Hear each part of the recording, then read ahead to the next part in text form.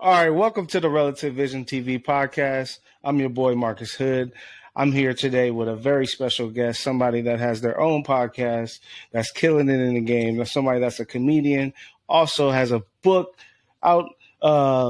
It's called, what's the name of the book? Which one, brother? I got 8 of them, but the latest one is called Graduation Day. Graduation Day. It's time for us all to take a step up and graduate. So the guest we have today, man, somebody that came on and helped me out last minute, man. I definitely appreciate, him stepping up to the plate and helping me out and coming on to talk to us today. So Flobo Boyce is our guest today. So tell us a little bit about yourself. First of all, thanks so much for being on the show, man. The fact that you have a platform and it's growing, you really got some cool guests on the show. I mean, I want to get on the ground floor before you become too famous, brother. That's the name of the game. But yeah, but I live out here in LA now, but I'm originally from Brooklyn, man. Brooklyn kid. Came out here 15 years ago. I went to film school over here in Orange County, but like even though the game was filmmaking, what ended up happening, being here in this like city of creatives, I started doing a bunch of stuff. I got into comedy, got into writing, I got into podcast hosting, got into wrestling punditry, and I got into performing too. So when people ask me what I do, I go, well, what day is it? I'm a wrestling DJ, I'm a wedding officiant, I'm an author, I'm a podcaster, I'm a writer, middle distance runner, like all those things, baby. Yeah, man, it's good to be in this stuff, know, and you're adding different tools to your belt every single day. It's a lot of life to live, man. A lot of people don't really, take the time to explore what the things they can actually get into and get caught up in. All I got to do is go to work and pay these bills. Yeah. But there's a lot more. There's a lot more to that. If you do what you love or something that you're passionate about, that'll essentially help you start to pay some bills as well. Hopefully. But yeah. So where I want to start is basically tell me a little bit about Brooklyn. Yeah. I actually went to New York maybe a little bit over a month ago. It was my first time really spending some time out there.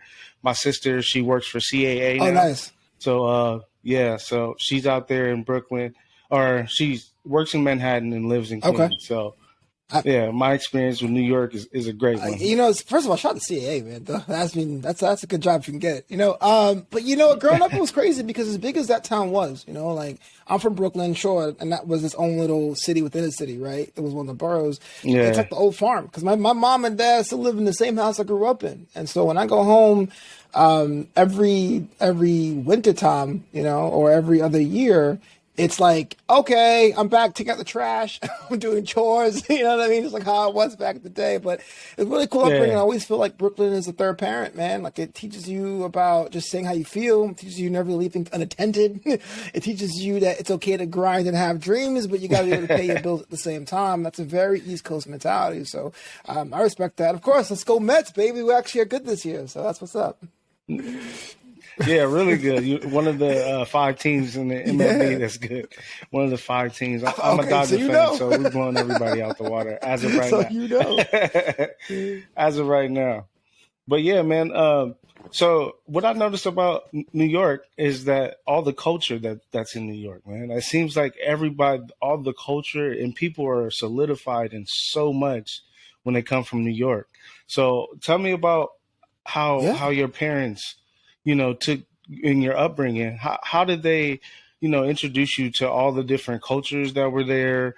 Were you guys going to all the amazing museums and things like that you guys have accessible? Yeah, it's funny you mention that because it is that melting pot or Great American Salad or whatever. My parents are immigrants, right? So they came up from the Caribbean in the 70s, right before the mass immigration. But still, walking down the block, we learned appreciation for street food. Like we can eat street food in different languages and cultures. If you go to school, public school, because we didn't have money like that, you learn how to curse somebody out in a bunch of different languages.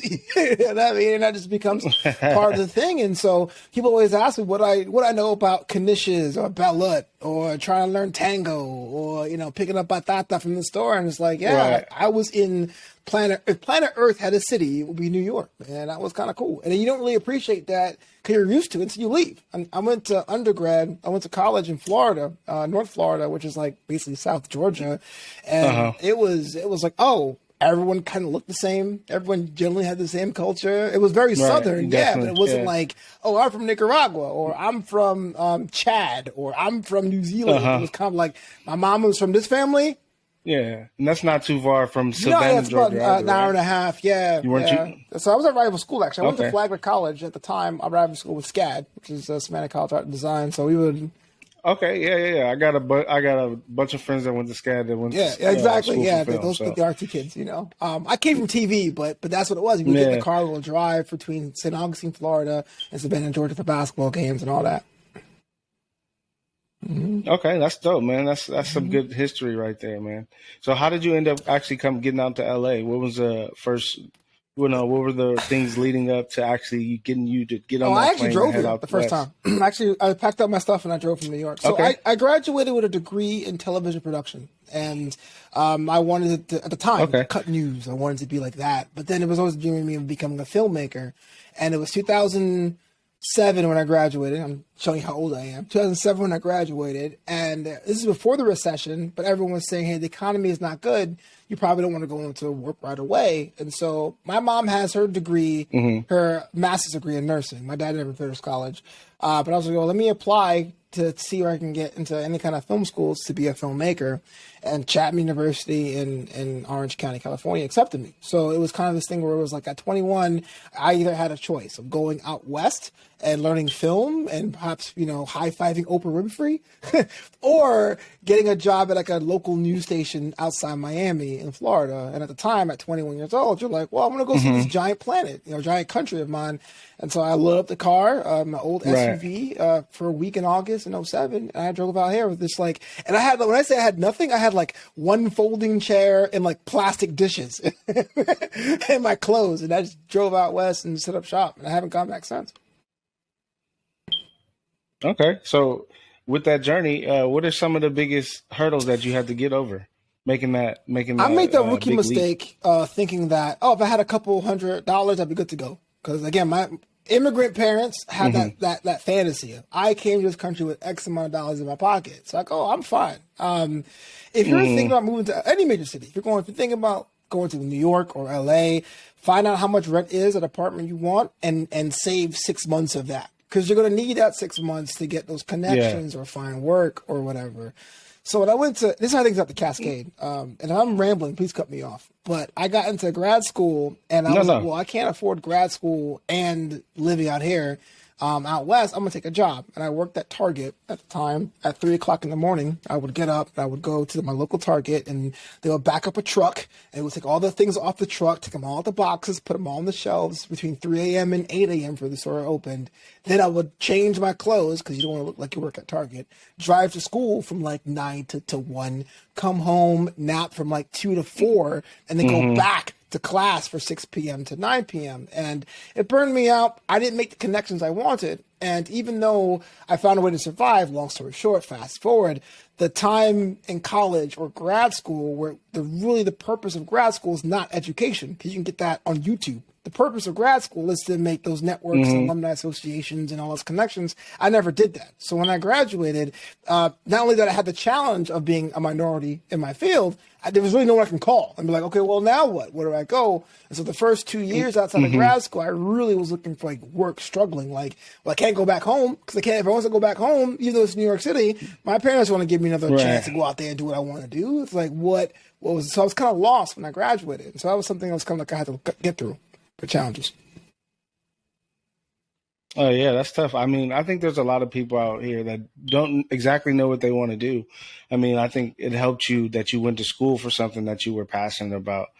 You know what I mean? And you didn't have any connections. Can I ask you why? How come you didn't make those connections while you were in school? Because networking is a big part of the business that we do.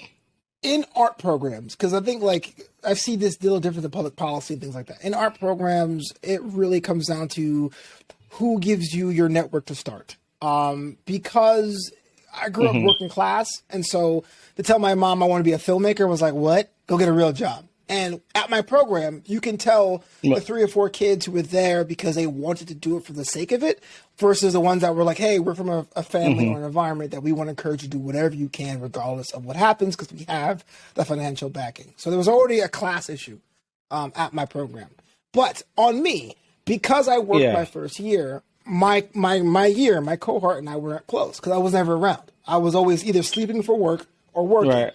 And then my second and third year, I met people and I tried to connect with them, but they were like after me. So when I was out, they were still in school, or they were before me, or they'd got their first job and they couldn't get me on. I really did not run with my own pack just because of the nature of the business. And inside my cohort, there were different reasons why everyone would want to be in the same program as I. So it was a personality clash as well. I say it's mostly me, man. I mean, look, you can network with anyone, but it all comes down to you to make those connections. Right. But at the same time, there was no one else going, hey, you're the guy from my class last semester. Let me hook you up.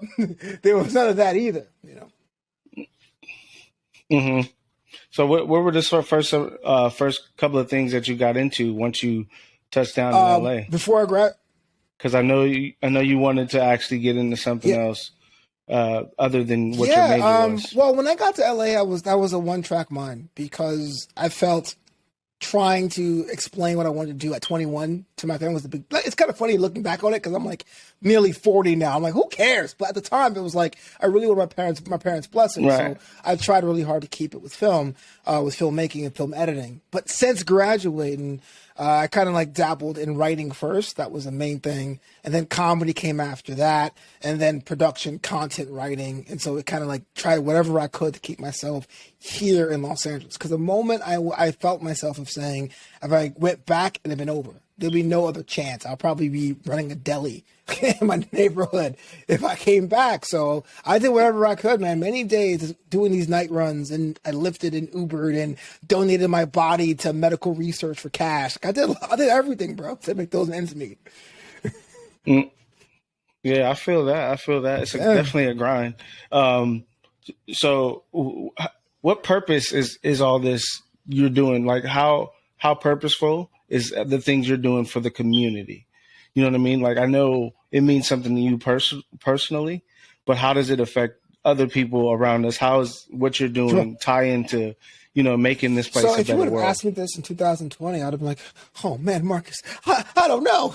You know what I mean? Because especially in 2020, they told us if you're entertainment, you're non-essential. Stay home.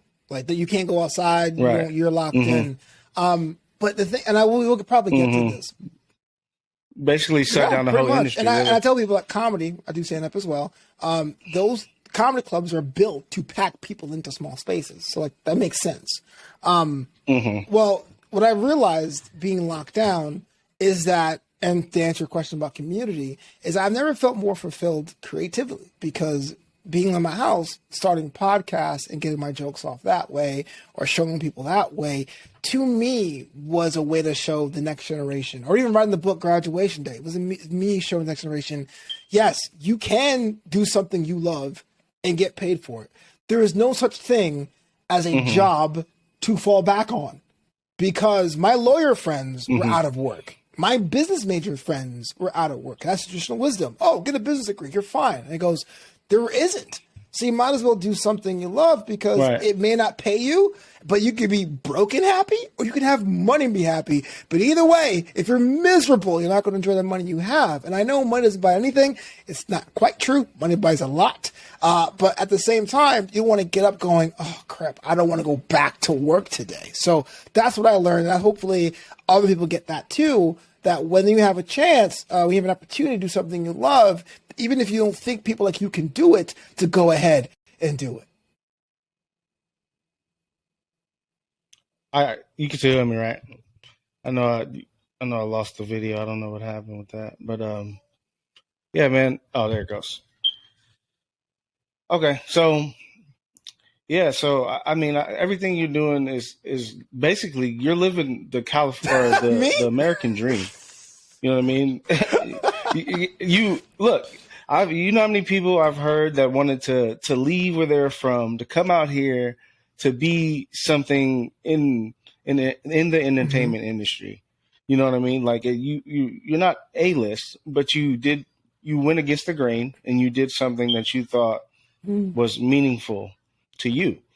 You know what I mean? And you're still in the entertainment industry. You're doing shows. You're writing books. You know what I mean? You're still a creator. You're just creating in the new age way. You know what I mean? We're making content. We have a podcast, and it takes a lot just to do this podcast every week, to get up and, you know, find guests, and you're doing the work behind the scenes, and nobody usually knows what it takes to get there. You know what I mean? So I commend you for everything that you've been doing, and, you know, to write 8 books, you know what I mean? That's special in itself. And, you know, I've written a couple of scripts myself, and I'm working on some TV shows, man, and things like that. And yeah, man. So to do all that, how did you come up with all this creative ability? Wow. I don't really have an answer, man. I wish I could be like, yo, you know, I'm just that good, baby, you know, but I think a lot, and I talk to myself a lot. And that helps me out with broadcasting and podcasting, but also with like concepts that I can't have, I have trouble with describing. You know, if I'm in the shower, if I'm in the car, if I'm talking things out loud, I'm doing like commentary for sports and stuff out loud, then I go, oh wait, that's a way they could break that down and make that funny. Why does this law being passed make me upset? And I say it out loud. I go, oh, that's a comedy bit. Or, hey, what would happen if I was stuck in this situation? Well, maybe if this character was fictional, that could be a good way to write a story about it. I like to equate it to playing, right? When a kid is to their own devices and they have toys, they can have an hour or two to play around, good things happen. And even though, you got bills to pay, and even though I got to go out and jog a couple miles because I'm at that age now where one cookie can make you like 20 pounds heavier, I think giving yourself that hour a day just to say, what if, imagination and play helps you out. That kind of feeds the fire when it comes to sort of things like that. So I wish I knew what the actual formula was. Is it by grace of God? Is it by genes? Is it by practice? I don't know. But I always say I give myself a chance to talk it out and to play daily. Makes for an interesting story. Yeah. He was like, I was on this bullshit ass podcast today. Hey man, you showed up, man. Can you imagine how you say yes to a podcast? You get there, you're like, oh, y'all cancel? Y'all cancel? Okay. Yeah, I mean, since I do a lot of films and stuff, you know how stuff usually goes when you're doing any type of production. It's like this was seeming like it was gonna run so smooth. Oh, yeah. The worst thing an AD can tell you, it's a half day today. Don't tell me that. Don't tell me half day. It will never be half day. We're not that lucky. All right, yeah. So back to it. Your creative ability just comes from. Yeah, I was. There's a lot of people say, "Is it the grace of God?" People say it's just luck. I just feel like I give myself time and space to just practice, man. Most of my stuff comes from the voice, right? I've been doing commentary or podcasting. It comes from the voice, but every day I take an hour or two just to think about what makes me feel a certain way about things. I hear a news story, I'll go, why does it make me upset? Why does it make me mad? Or if I want to hype up a city, how would I hype up a city? And I'll say it out loud like an announcer. Basically, it's like what kids do when they're younger. They have recess, right? Kind of giving yourself that hour to a play a day. I think that's been the secret sauce. I mean, thankfully and graciously, I'm self-employed. So I can take an hour at, like this morning, here I live in what's called Palms, Los Angeles, which is right outside Culver City. So the beach is like 3 miles down Venice Boulevard. I went to Venice Boulevard, went to the beach at like 8 a.m. and just thought about stuff. So I've been gracious to do that, but people can't do that. But when I say in that hour of thinking to myself, it's kind of like, if I could say what's on my mind to no one in particular, how would that sound like, And I think that's what gets me going, oh, that's something that could be in a comedy sketch. Oh, that could be something I can write about for my next book or something like that. Yeah, that's interesting because your parents came from a working class, but yet you have all these creative thoughts. Yeah, it sucks. It sucks because they're so different, man. I mean, my mom is a nurse and she went and did science and medical stuff is very specific. You have someone with the wrong amount of medication, you're in for a bad time. My dad's an electrical engineer. But when I was a kid, at first I wanted to be an actor. I wanted to be a Power Ranger. That was actually my job, my thing. And yeah, I think everybody wanted to be a Power Ranger for a little bit, just for a little bit, or Ninja Turtle. One of the It's just the black sheep mentality, man. It really is. My brother went to computer engineering. Now he's a welder, And so I just had this thing that made me excited. It made me want to create. And I understood, because I went to finance programs when I was in high school. I'd said, I understand this is real life, but whenever I have an idle moment, I think of comedy. I thought of late night talk shows. I thought of if I had control of my own TV network, what shows would I put on it? And that's just kind of the way I've always been. Right. So what is the audience that you try to reach when you speak? What is that audience that you think that you should be? It's funny touching? because like sometimes the audience gets shaped on what I do first. Like I have a podcast, much like yours, not nearly as dope, called New Amsterdam Radio, where I sit with creators and entrepreneurs. And that one was, quote, for everybody. But then you literally get demographics from your podcast saying, oh, look, women between the ages of 28 and 34 appreciate your stuff. Yeah. When I do my comedy, I come from an old soul mentality. And I really think it's because when I was a kid, I didn't have cable. So even though I grew up in the 90s, all of my references were like from the 60s and 70s. And so that was kind of like that. It was kind of like an old school throwback to what TV used to be. So I think that's kind of important. For me, I always say, try to create first and let people qualify you later. I know that's hard for us because we want to be ones to say, hey, look, we're only a few minorities in here, or you want to be I'm the only few left-handed people in here, or I'm one of the few Caribbean American guys doing this. But when you put that whole culture on your back, sometimes that can end up hurting the craft. I always say is focus on what's good for you, what's the best of your ability, and then let someone go, oh, by the way, you're the best black, blah, blah, blah, blah. You're like, yeah, I know.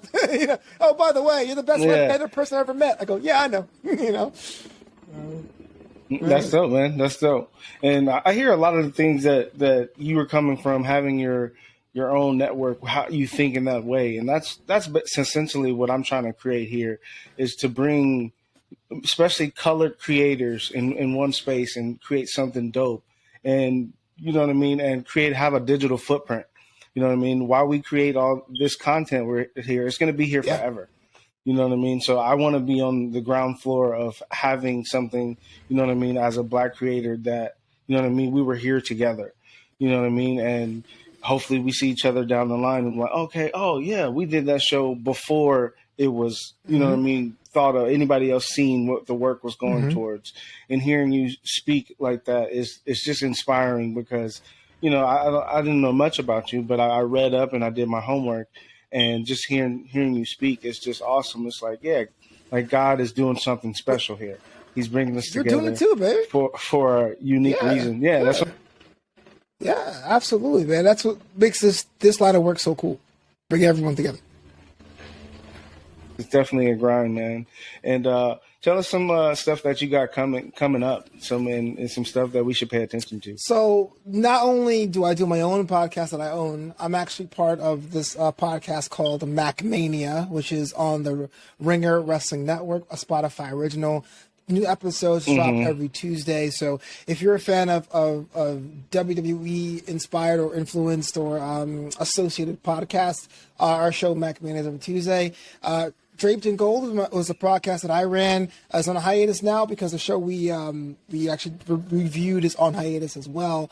But coming down with future projects, going back on the road as a comedian, trying to get material up for album number 3. My first album, Cookies and Beer. My second album, American for Now, has been out for a while now. It's post-pandemic. I'm trying to write for that.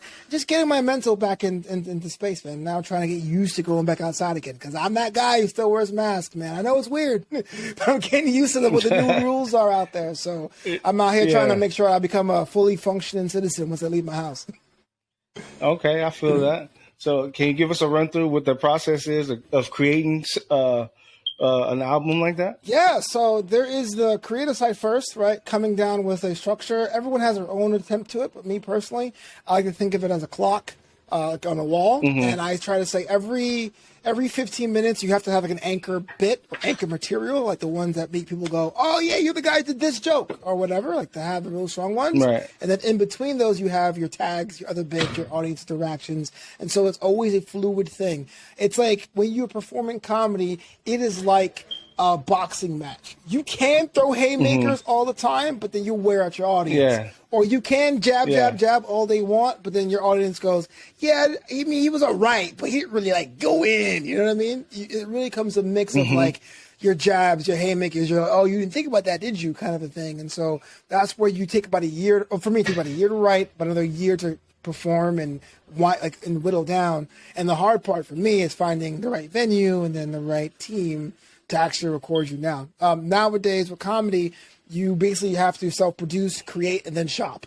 So you got to find a team that can record your stuff, make it look nice and slick, and then you go to like Epix or Netflix or YouTube or whatever and go, well, how much should you pay for this? And so that's a whole other challenge too. From the creative standpoint is finding the right balance, the right sequencing if you're a DJ, you know what I'm saying, the right arrangement for the material you come up with so it comes with a nice fluid idea over the course of your show.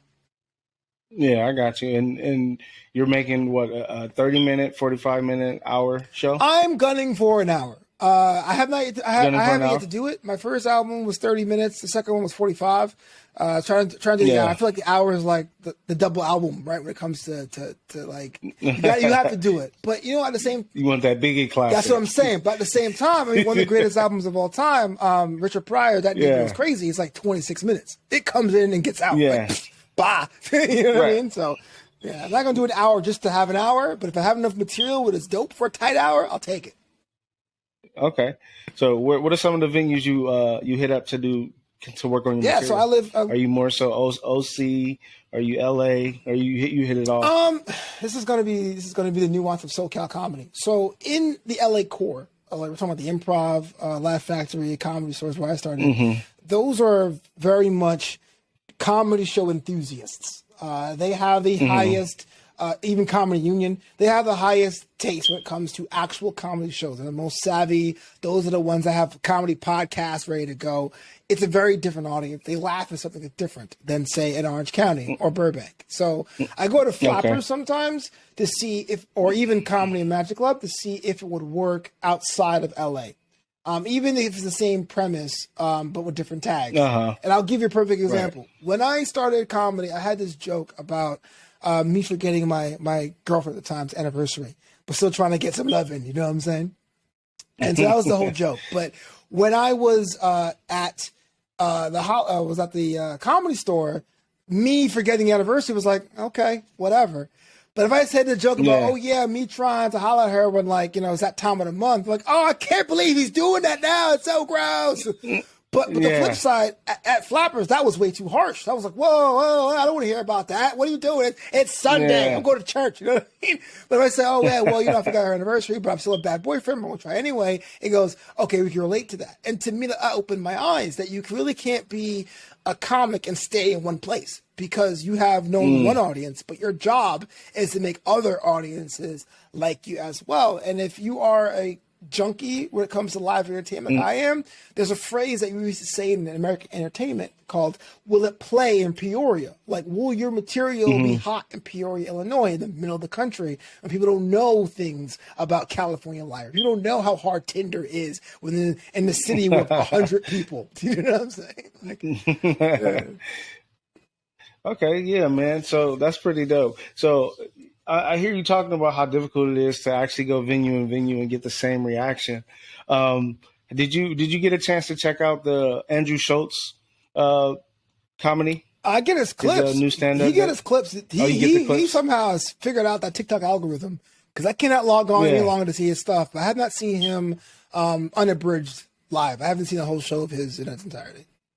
So I asked you that just to get your take on freedom of speech. You know what I mean? I know he says some outrageous things, and you're saying that you can't go to every venue and tell the same jokes. Yeah. What do you think it's an attack on our freedom of speech sometimes, or we're at a point to where people are way too sensitive and can't take jokes anymore? I don't buy into that. I know it because I go to these clubs and all over communities to sit around and before the pandemic and like drink out the same bottle back when it was cool and say freedom and ruin things. I was like, yo, people have been burning books from before I was alive. Like, we were uptight for a long time as a people, and that's really our job as comedians to really cut through that sort of thing. It's just that if you look at the history of comedy, I will say between the early 80s and mid-90s, we just went to this observational track and was like, isn't it funny how... And we kind of forgot about that. But you look at like Dick Gregory back in the day. I mean, that's what comedy was. It's your job to raise questions. Cancel culture, I don't quite believe in as well, because no one's really truly been canceled. Like, you can still get a job if you say something. Now, I don't never go on stage and try to make people lesser than for no reason.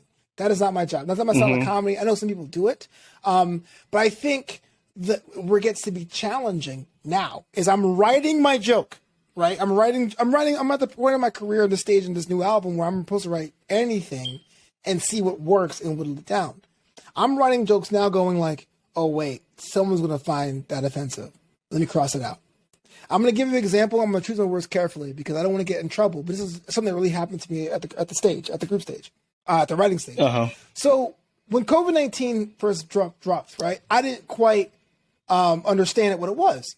I was like, what is COVID-19? We were all there at some point. And my joke was, what is that, a boy band?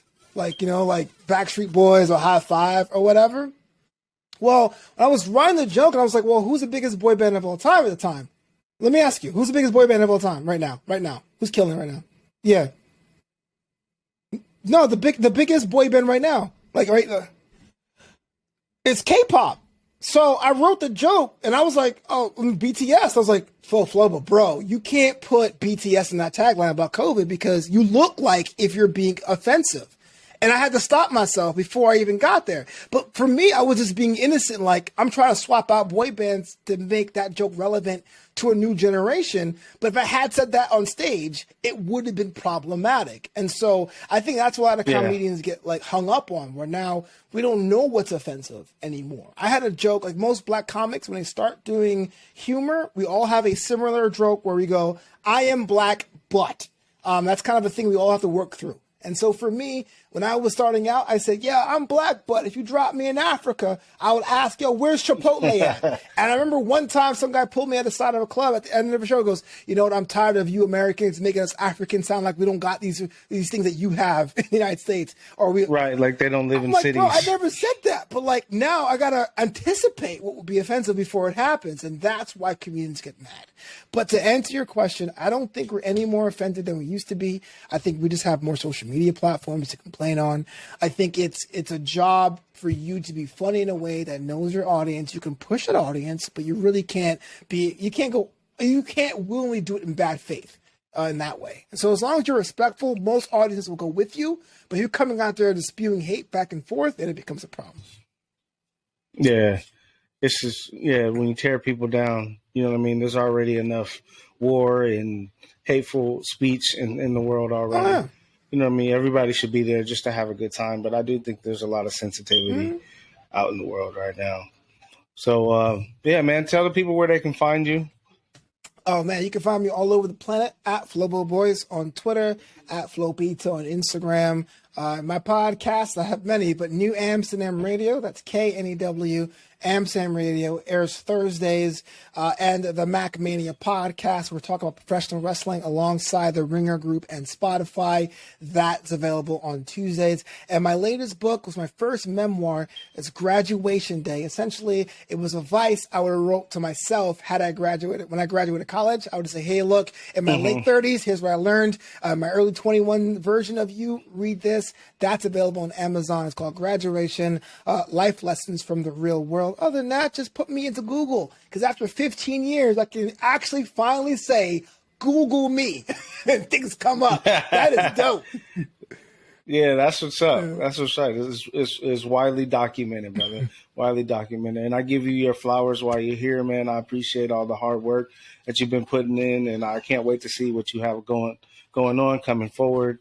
And I thank you for taking the time out today to hop on the show. You helped me out tremendously, and I hope we could actually run this back and actually have you on the show again. And hopefully the computer doesn't cut out like it did this time, and we can get more in-depth conversation. But I definitely appreciate you, and thank you for stopping by. And we'll see you next time with Relative Vision TV. It's Marcus Hood. Thank you again for stopping by. Say the word, brother.